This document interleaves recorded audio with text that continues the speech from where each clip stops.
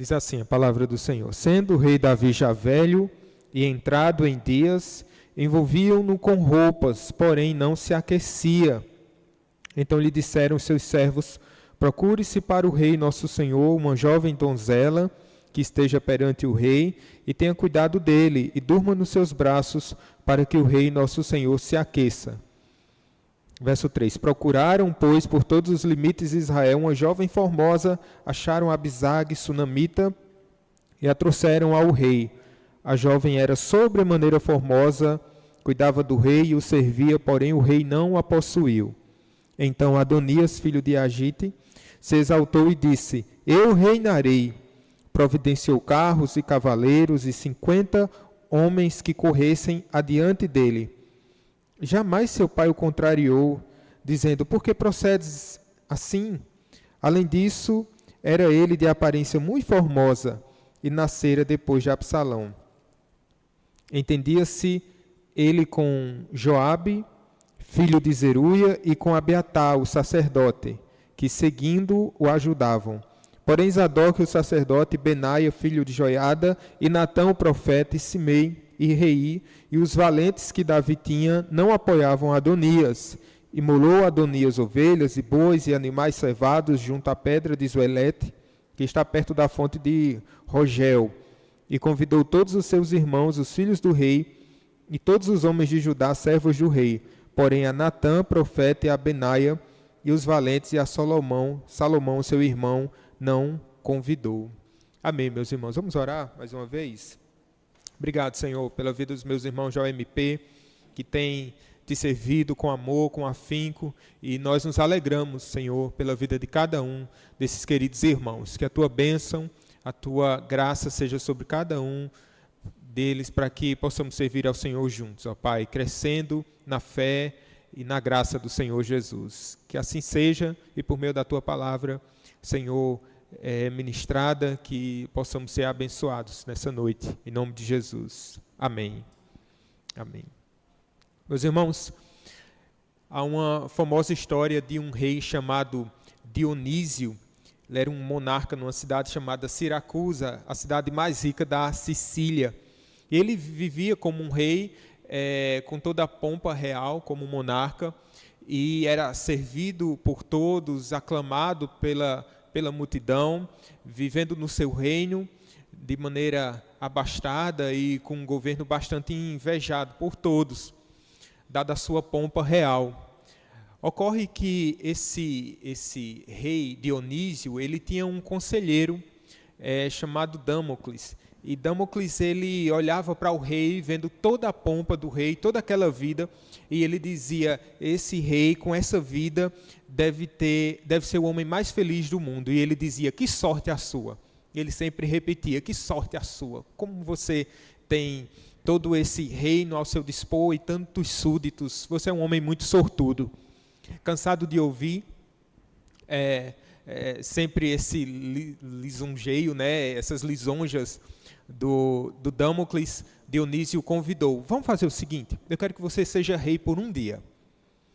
E Damocles, o conselheiro, ficou empolgadíssimo com essa proposta feita. Então tudo bem, então ele foi ao palácio, ele foi coroado ali por todos os súditos, foi aclamado, e o seu coração cheio de alegria, de prazer, se sentindo a pessoa mais feliz do mundo.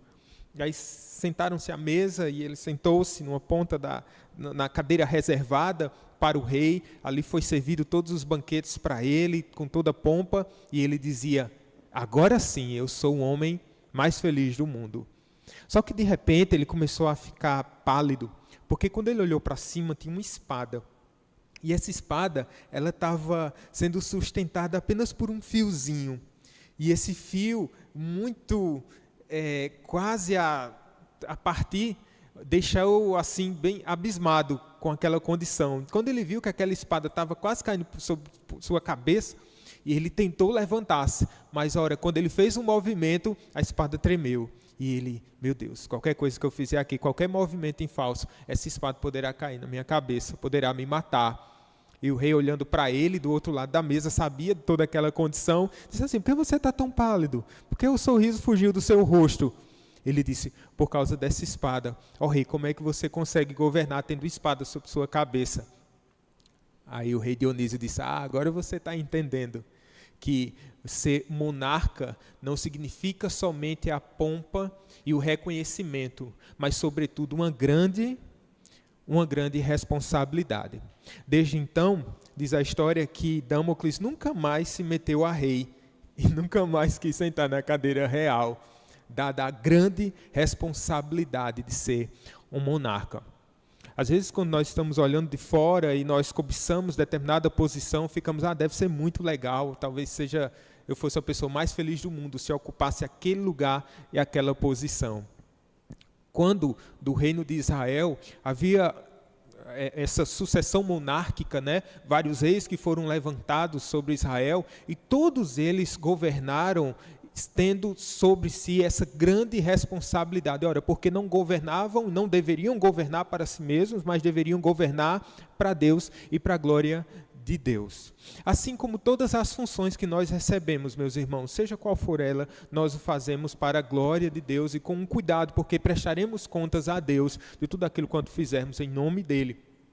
Sabe que Davi aqui está no seu último período da sua monarquia, do seu governo, e esse texto vai falar um pouquinho dessa transição. Na verdade, 1 Reis vai começar a falar, 1 e 2 Reis vai tratar justamente sobre essa transição. Se nós chegarmos lá em 1 Samuel, nós vamos ver 3 personagens principais ali, começando pelo próprio Samuel, depois o rei Saul, depois o rei Davi. 2 Samuel vai tratar, obviamente, sobre a sucessão monárquica, sobre o reinado de Davi. E quando nós chegamos em 1 Reis, a gente vai começar a perceber essa transição desse reino. Ora, e eu queria mostrar para vocês 3 aspectos aqui desse reinado. O reinado do Senhor sobre o seu povo. Primeiro, mostrando a figura de Davi, mostrando que ele era um rei que estava em declínio. Olha o texto, mais uma vez.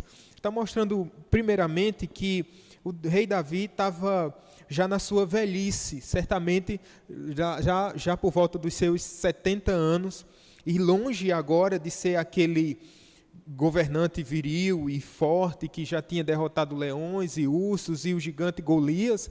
Agora Davi se via envelhecido nos seus aposentos reais e com frio, né? Seu corpo já não tinha aquela virilidade e ele não estava mais, né, como aquele grande guerreiro de Israel, mas já estava acolhido com seus 70 anos. É bem verdade que hoje os senhores de 70 anos é a melhor idade, né? A melhor idade é a nossa idade, a idade que cada um de nós estamos, né, para servir a Deus.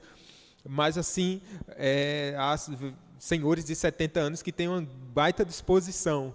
Mas no caso de Davi aqui, era um homem que já estava debilitado, já estava assim nos seus finalmente, encerrando a sua jornada como rei de Israel, não somente como rei de Israel, irmãos, mas também a sua própria vida. E aqui ocorre algo muito curioso, como Philip Ryken ele vai dizer, um comentarista, diz que vai suscitar muito mais perguntas do que resposta, que essa jovem virgem chamada Abisag, que ela é escolhida para aquecer o rei. Que história é essa? Que história intrigante, né? Uma história bastante intrigante aqui. Essa foi uma recomendação dos seus servos. Eu estava pesquisando que essa era uma prática mencionada em vários manuais de medicina da antiguidade. Veja que interessante, viu aí, Débora? Nesses manuais de medicina. Então, ora, nenhum casaco mais aquecia o velho Davi. E foi-lhe feito lá um concurso de Miss Israel, e escolhida essa Abisag, diz que ela era uma jovem, formosa, sunamita, ela é trazida ao rei, sobremaneira formosa. O texto faz questão de enfatizar a sua formosura, e diz também que o rei Davi não a possuiu, ela não fazia parte daquele harém das mulheres do rei, algo que era aceitável na época, não lícito, mas aceitável. Mas, ora, o grande fato aqui é que o texto quer nos mostrar que Davi estava envelhecido. que Davi não tinha mais vigor, Davi não tinha mais forças, e agora precisando desse auxílio na sua velhice.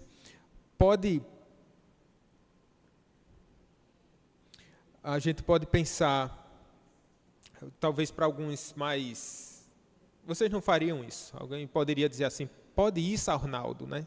Pode isso, né? Dormir com essa jovem. Na verdade, você pode dormir com uma jovem, desde que ela seja a sua esposa, tá bom? Desde que seja a sua esposa, você pode dormir com essa jovem, ser aquecido. Enquanto namorados, o máximo é usar o mesmo casaco, né? Tá esquentando Bia, passando para Davi, até o casamento. Mas, de fato, meus irmãos, quando nós percebemos aqui essa passagem bíblica, nós lembramos de um rei que agora está no seu último momento do seu reinado. Isso nos lembra aquilo que o seu filho Salomão iria dizer para nós. Lembra-te, jovem, dos dias da tua mocidade, antes que venham os maus anos, é isso que diz, né? E os anos nos quais, os maus dias, por favor, me desculpem, os maus dias e os anos nos quais você dirá, não tenho mais prazer na vida. Veja que agora Davi, aquele que já tinha feito história, agora ele está recolhido e agora sem nenhum vigor. Mas isso nos lembra e nos traz uma lição importante, é que aquilo que nós temos de fazer, devemos fazê-lo hoje. Seja você jovem, seja você na velhice, aquilo que Deus nos propôs a fazer para o reino dEle e para a glória dEle, o tempo é hoje, a condição é agora. Às vezes as pessoas ficam, eu não estou com um filhinho agora, não vou poder servir mais a Deus como era na adolescência. Né? É uma fase diferente, de maneira distinta, mas nós continuamos a servir a Deus. Quando nós estamos, até mesmo na nossa limitação, nós estamos sendo usados por Deus, né, para o reino dEle e para a glória dEle. O fato é, o tempo de servir a Deus é hoje. Às vezes nós damos aquela pausa dramática, né, na nossa vida, dizemos assim, eu vou me dedicar somente aos estudos e depois eu vou me envolver na igreja como eu me envolvia antes. Eu trouxe aqui, já falei para vocês, no ano passado, na véspera do Enem, nós estávamos fazendo um avanço missionário em Esperança, e o que nos chamou a atenção é que o Enem, a primeira etapa do Enem iria ser no domingo, nós estávamos lá no sábado, e tinha vários jovens lá que iriam fazer prova no domingo, estavam descansando num avanço missionário. Alguns iam fazer para prestar vestibular para medicina. Mas, independentemente disso, de qual curso, o interessante é, hoje é tempo de servir a Deus. Hoje é tempo de se dispor nas mãos do Senhor para dizer, Deus, que o Senhor se utilize de mim. Ferramenta tão frágil, mas que nas tuas mãos, Senhor, eu posso ser útil. Seja em qual época. Na verdade, em todas as épocas da nossa vida. Agora, é bem verdade que Deus se utiliza dos jovens de maneira tanto quanto diferente, né? Com todo aquele vigor de fato, com todo o seu ímpeto, com toda a sua rapidez, com toda a sua velocidade, os mais velhos vão administrando os passos e vão como conselheiros, né? Também servindo e aconselhando. Mas esse é o tempo. Eu quero dar graças a Deus pela vida da nossa mocidade, que tem se utilizado e se desgastado, essa é a linguagem paulina, né? Tem se desgastado pelo reino de Deus. Continuemos assim, meus queridos irmãos. Agora, esse também é um reino cobiçado. Davi está aqui, é um reino já em transição, falei para vocês como é um rei em declínio, no sentido de que ele está vivendo seus últimos dias, mas é um reino cobiçado. Veja o que está acontecendo agora. Há um dos filhos de Davi chamado Adonias, e aqui vai dizer todo o seu histórico, filho de Agite, e o que é que ele faz? Ele se exalta, verso 5 vai dizer isso, meus irmãos. Ele se exaltou e disse, eu reinarei. Providenciou carros e cavaleiros, 50 homens que corressem adiante dele. Esse reino de Davi já tinha sido ameaçado, ora por Absalão, ora pela revolta de Sebá, mas na época Davi, com todo o seu toda a sua disposição, ele contornou essa situação. Agora veja que ele está recluso. Quem seria o sucessor legítimo de Israel? Seria Salomão. Lá em 1 Crônicas, capítulo 22, verso 9, nós veremos isso. Ele era o sucessor legítimo porque ele tinha sido escolhido pelo próprio Deus. Na linhagem dos filhos de Davi, se considerarmos, Adonias ele era o quarto filho de Davi. Mas lembremos que o filho mais velho, Absalão, já tinha morrido, né? Aminon havia sido morto pelo próprio Absalão, obviamente, ele antes de morrer, que por sua vez Absalão foi condenado à morte, e tem um terceiro filho chamado Quileabe. Quileabe ele não é mencionado em nenhum outro momento, senão em 2 Samuel, capítulo 3, verso 3. Talvez tenha morrido na sua mocidade. E agora Adonias surge, observando essa instabilidade, olhando para os últimos dias do seu pai, e ele tem esse desejo no seu coração de se tornar rei. O nome de Adonias significa Deus é o Senhor, mas na prática ele agia como Senhor de si mesmo. Deus é o Senhor, mas ele procurava ser o seu próprio Senhor. E o que é que ele faz? Ele tenta aqui se autoproclamar como rei, nem espera o pai morrer, e ele, no versos 5 e 6, vai dizer, o texto vai nos dizer o que estava no coração desse homem. Primeiro, ele se exaltou, e esse aqui já é um ponto curioso, ele se exaltou. Nós não podemos passar por esse texto sem nos lembrarmos do que diz Filipenses capítulo 2, quando diz que Jesus se humilhou. Veja quanta diferença há. Aqueles que são súditos desse rei chamado Jesus, eles se humilham a si mesmos. E aqui ele se exalta, Adonias, dizendo, eu reinarei. Ou seja, ele já tinha se proclamado rei no seu próprio coração. Porque, veja, a cobiça, ele é um dos pecados subjetivos, né? Ele está na nossa alma. Quando um aspecto do mandamento, não furtarás, isso pode se perceber também, né, de maneira material, mas a cobiça, ela é algo que está na nossa alma, no nosso coração, e é difícil, na verdade a gente não percebe, é o próprio Deus, ninguém pode julgar o outro, você cobiçou, é o próprio Deus que sabe, né, da condição do nosso coração. E olha, o que é que ele faz? Ele se exalta, ele procura meios, olha o que ele providenciou. Providenciou carros e cavaleiros, 50 homens que corressem adiante dele, ou seja, para proclamar, ele precisava de seguidores, precisava de gente ali para fazer o movimento e dizer, Adonias é rei. Então ele causa, ele provoca todo esse movimento. Esse é o intento dele. No verso 6 vai falar um pouco da história dele, o autor faz questão de mencionar que aqui houve um certo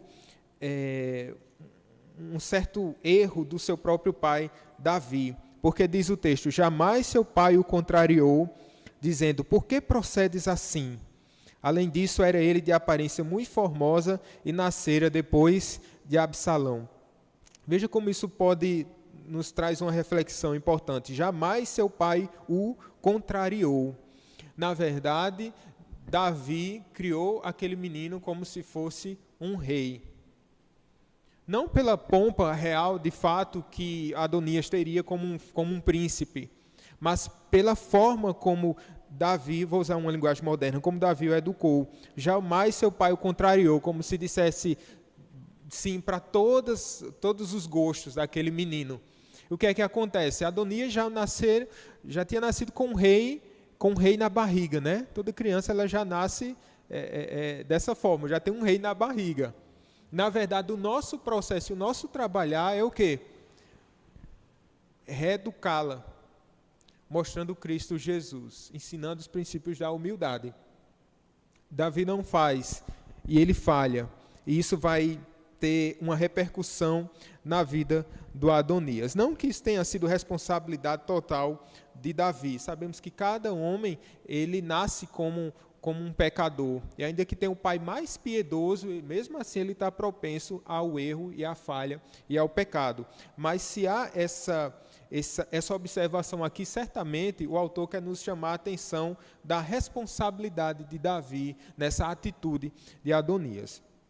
Que Deus nos ajude, né, meus irmãos? Deus nos ajude no nosso discipulado, que Deus nos ajude nesse processo de educar, Deus nos ajude no processo de educar os filhos, de educar os netos também, né? Às vezes o avô, os pais estão educando e os avós estão ali, tudo que quer. Não vai ser assim com Dani, né? Obviamente, né? Mas a gente deve ter esse cuidado sempre, devemos ter esse cuidado, tá bom? Ele reunia qualidades para ser rei, ele tinha esse desejo no coração, mas o texto vai dizer também das suas qualidades, os seus atributos físicos, né? Ele era de aparência muito formosa e nascera depois de Absalão. Até a aparência dele, isso vai mostrar da própria história de Davi, mostrando que, às vezes, coisas que se passaram conosco, a gente está sujeito a cometer erros. Veja, quando Davi foi ungido rei, Samuel chegou lá para o pai de Davi, Jessé, né? E mandou chamar os filhos. E quais eram os filhos? Quais foram os filhos que foram chegando ali? Todos, né? De boa aparência, de formosura. E aí Samuel ficou propenso a dizer: ora, esse é o rei. E ali vem a grande advertência: olha, Samuel, você vê a aparência, o homem vê a aparência, mas Deus vê o coração. Porque, de fato, nós somos levados muito pela aparência. Somos levados muito por aquilo que nós vemos, né? Agora tem essa observação. Ele tem um projeto de poder pessoal. Penso, talvez ele já tivesse, pela observação aqui da criação de Adonias, talvez esse fosse um desejo do seu coração desde antigamente e viu agora a oportunidade para executá-la da forma como pensara. Tinha gente também influente à sua volta. O que é que ele faz? Ele faz uma grande festa. Veja aí, imolou Adonias ovelhas e bois, verso 9, e animais cevados junto à pedra de Zoelete, que está perto da fonte de Rogel, e convidou todos os seus irmãos, os filhos do rei, e todos os homens de Judá, servos do rei. Esse é o mesmo modus operandi de Absalão. Absalão, quando quis usurpar o trono do rei Davi, a Bíblia diz que ele ficava à porta da cidade e enquanto as pessoas estavam à procura do rei para levar as suas questões, Absalão abordava os súditos, os israelitas, e dizia: o que é que você quer? O rei não está podendo lhe atender não, o rei está muito ocupado, o rei não está preocupado com o reino. E ali ele furtava o coração dos israelitas. Veja que é o mesmo projeto de poder pessoal aqui. Adonias faz todo aquele movimento, tem pessoas ali, seguidores, ele faz essa festa, que era uma espécie de festa de coroação, e está rodeado de pessoas que têm o mesmo projeto de poder que ele. Ele queria usar pessoas em prol do seu projeto, queria se beneficiar dessas amizades. Veja como a cobiça, até onde a cobiça pode nos levar. Ele queria se beneficiar daquelas pessoas, que elas queriam que ele queria que elas aclamassem como rei, reconhecessem. Mas da mesma forma, será que essas pessoas que estavam com ele também não tinham outros interesses? Ele dá a impressão também que é uma pessoa profundamente religiosa, mas a sua prática vai mostrar que ele não era um crente, né? Ele só usava as pessoas e era usado por elas. Por exemplo, vai falar de Joabe, as pessoas que vão com ele. Verso 7, entendia-se ele com Joabe, filho de Zeruia, e com Abiatar, o sacerdote, que seguindo o ajudavam. Olha o termo que vai usar aí, entendia-se. Era como se fosse o quê? Um acordo, né? Olha, você me ajuda, a gente chega lá no reino e vocês também serão beneficiados, essa troca. Então, Joabe, ele era um dos comandantes do exército de Davi, só que depois que Joabe matou Absalão, ele perdeu prestígio para com o rei. Então, talvez ele visse nessa oportunidade de ter novamente trânsito no palácio e ter o seu nome, mais uma vez, junto ali à monarquia, sendo fortalecido. o Zeruia, ele era sacerdote e talvez aqui nutrisse no coração o desejo de ser sumo sacerdote. Há alguma intenção pessoal, alguma particularidade, alguma vantagem em tudo isso. Mas o fato é que esse reino aqui está sendo não somente um rei está passando no seu último período da monarquia, mas esse reino também ele é cobiçado. Quando pensamos nisso no âmbito espiritual, meus irmãos, desse reino que é cobiçado, nós não podemos nos esquecer que de Satanás, o intento de Satanás sempre foi destronar o nosso Deus. O intento de Satanás foi sempre deturpar a mensagem do Evangelho. O intento de Satanás foi sempre colocar entre o trigo, o joio. O intento e o grande intuito de Satanás, ele trabalha para isso, é para atrapalhar o reino de Deus desde sempre. Ora, quando nós entendemos isso, nós precisamos considerar, quando Jesus nos ensina, venha o teu reino. Nós precisamos nos lembrar que o inimigo das nossas almas há de trabalhar dia e noite para nos desestabilizar ou para tentar fazer-nos cobiçar algo e com isso causar divisão dentro da igreja. Veja quantas coisas estão envolvidas aqui. A divisão que ocasiona tantos prejuízos para o reino de Deus. Mas aqui, por último, para a gente encerrar, nós temos súditos fiéis. Veja só, teve gente que não foi para essa festa. E quem foi? Quem foi? Primeiro aqui tem um chamado Natã. Vocês lembram de Natã? Profeta. Que foi? Ele ficou bem famoso daquela história que quando Davi pecou, né, contra o Senhor, e deitou-se com Batsebe, e aí teve toda aquela tragédia na sua vida. Natã foi aquele que chegou até a presença de Davi e confrontou Davi sobre o seu pecado. Depois disso, o Senhor Deus se utilizou de Natã para quebrantar o coração de Davi. Ora, Natã, que tinha sido um amigo de verdade naquele momento, que é amigo, segundo a palavra de Deus, segundo a Bíblia, é aquele que fala a verdade em amor, como diz Efésios capítulo 4, falemos a verdade em amor. Natã foi, repreendeu Davi, disse aquelas verdades para Davi, Davi foi quebrantado e ele foi fiel como profeta. Mas agora, vendo Davi na sua velhice, ele não quer garantir lugar, talvez Adonias, né, no seu ouvido, vamos lá e tal. Sabia que Natã não era uma pessoa corrompível, vou usar essa expressão, mas que continuava fiel ao rei Davi. Ele nem o convida para essa festa, porque Natã continua fiel ao rei. Natã continua seguindo o rei pelo motivo correto, seu coração está bem alinhado. Como também esse profeta corajoso, mesmo vendo o rei fraco, continuava fiel, agindo como súdito. Agora Zadok era o verdadeiro sumo sacerdote, um descendente direto de Arão, e continuava sendo fiel ao rei Davi.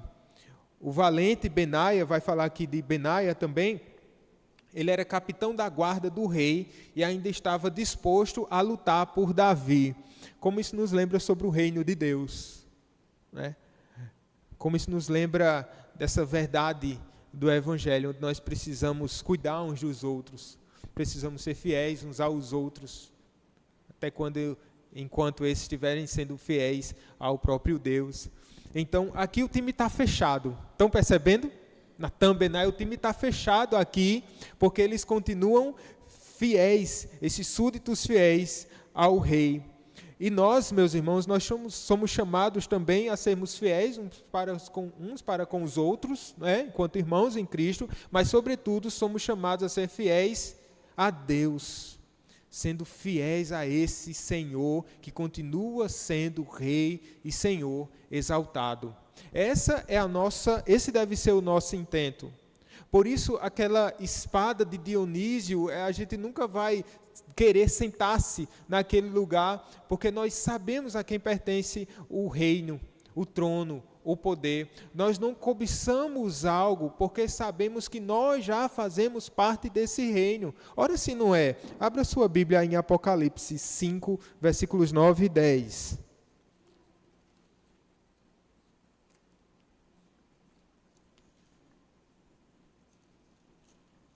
Olha o que diz esse texto.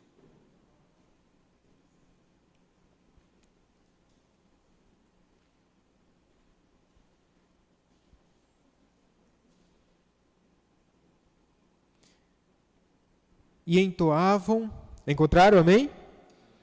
E entoavam um novo cântico, dizendo: digno és de tomar o livro e de abrir-lhe os selos, porque foste morto e com teu sangue compraste para Deus os que procedem de toda tribo, língua, povo e nação.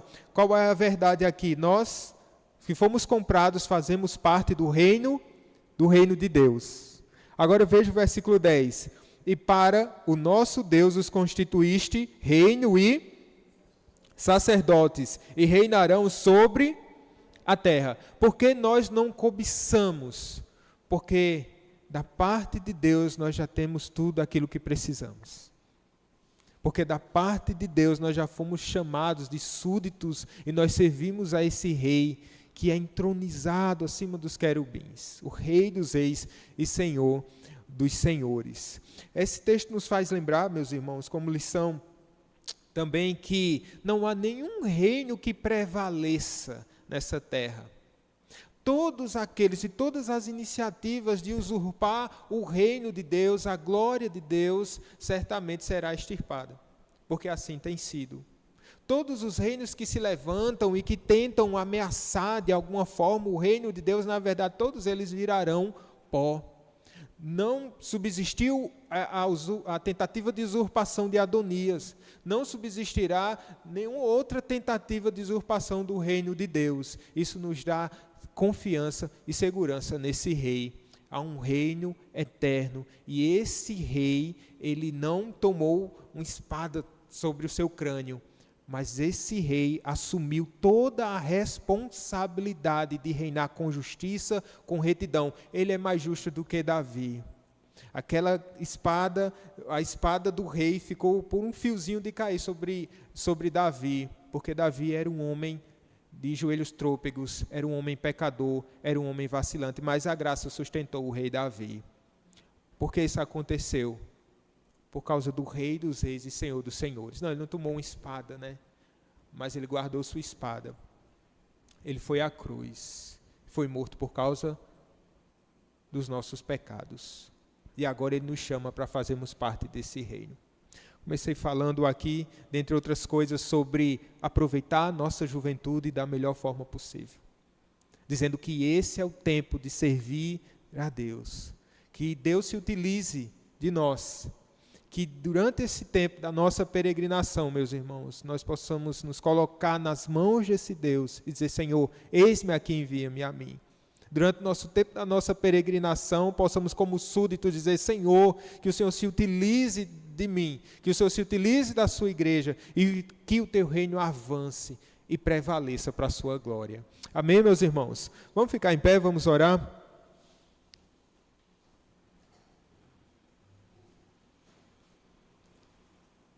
Nosso Deus, te louvamos, Pai.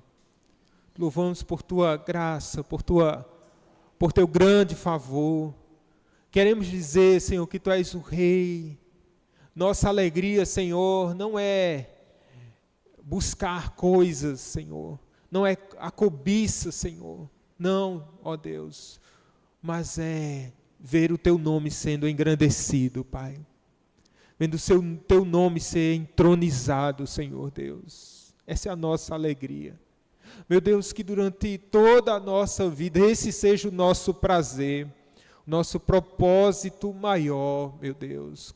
Como muitas vezes perdemos tempo, Senhor, em busca de lugares e de prestígio e de posição, Pai. Mas te rogamos, Senhor, que o Senhor não deixe com que os nossos corações se corrompam, meu Deus, em nome de Jesus. Que possamos estar alegres e animados, ó Pai, com essa verdade eternal que o Senhor nos chamou e nós fazemos parte desse reino eterno. E de te louvar, Senhor, porque o reino de Davi passou. Todos os seus sucessores, monarcas, também tiveram seu declínio, seu apogeu, seu declínio. Mas a tua promessa por meio do rei Davi se cumpriu, porque Cristo Jesus, o nosso rei, está assentado sobre o trono e governa eternamente. Não há nenhuma ameaça, ó Deus, que possa estremecer ou abalar esse reino. Ó Senhor, por isso nós confiamos em Ti, por isso nós nos alegramos em Ti e podemos dizer de fato, não Damocles olhando para Dionísio, você deve ser o homem mais feliz do mundo, mas nós podemos nos declarar pessoas mais felizes dessa terra, porque temos um rei que luta em nosso favor, que não envelhece, que não enfraquece, mas é sempre o mesmo, todo-poderoso. Por isso nós queremos nos consagrar a Ti, Senhor Deus, em nome de Jesus. Amém.